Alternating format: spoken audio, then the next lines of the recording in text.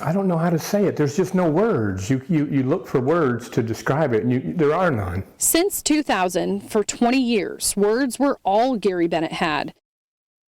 He served 17 years for burglary and then continued serving his time for his 2002 murder conviction.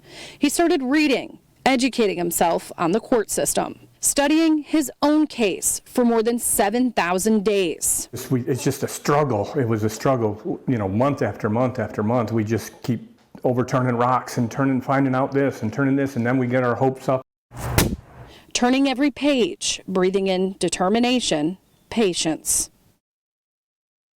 I said, I'm writing Channel 15. They've got to hear my story. They got to hear it. A chapter that began with a letter on January 9th, 2017. Oh, my name's Gary Bennett. I am respectfully questioning your interest in reporting my story. Explaining how he appealed his case through a process called post-conviction relief in 2008. He walks me through each step, how it wasn't until 8 years after filing his PCR, the state Supreme Court ruled in his favor of his overturned conviction, then ordered him a new trial, saying his lawyer inadequately represented him. When Bennett finished serving his burglary sentence, he was transferred to J. Reuben Long Detention Center. And I was transferred out of the South Carolina Department of Corrections back to Horry County on 9 March 2016. This letter would be the first of dozens Bennett wrote me, each sentence drawing out the work he's put in to survive, to tell his story. It's a journey. This was a journey.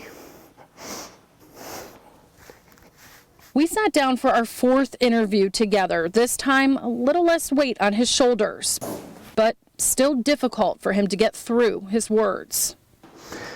Yeah, it's been a long one.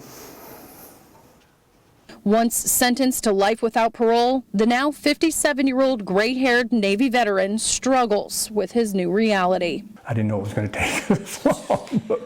In prison, he says he was forced to lean on inmates as family, sharing the moment when he got paperwork from a judge in 2014 ruling his conviction was overturned. It's just pretty awesome.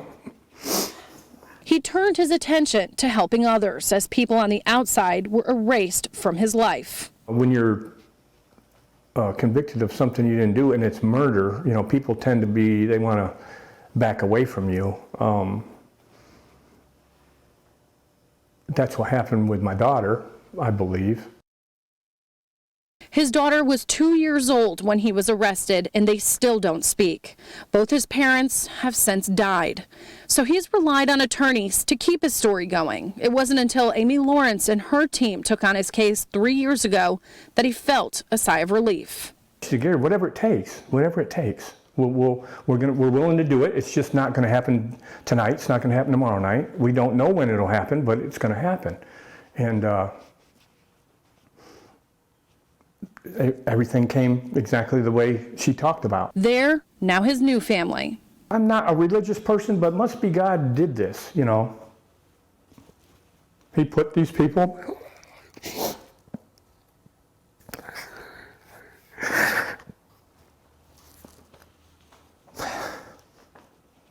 Pretty amazing. With the chains around his waist and legs stripped away, Bennett is still the humbled, determined man I first sat down with nearly 4 years ago, certain this would have been his fate. The first time I interviewed you, what did I tell you? I said, I'm going to walk out of this jail. I told you that back in 2017. I was going to walk out. Because when you're innocent, how do you think I've endured this for 20 years? Because I knew that the day would come. The truth came out. He says now he just wants to get busy living, adjusting to this new world, taking in one day at a time. I feel it's over. Or maybe just the beginning of a final chapter he can finally write for himself nearly 2 decades later. In Horry County, Liz Cooper, ABC 15 News.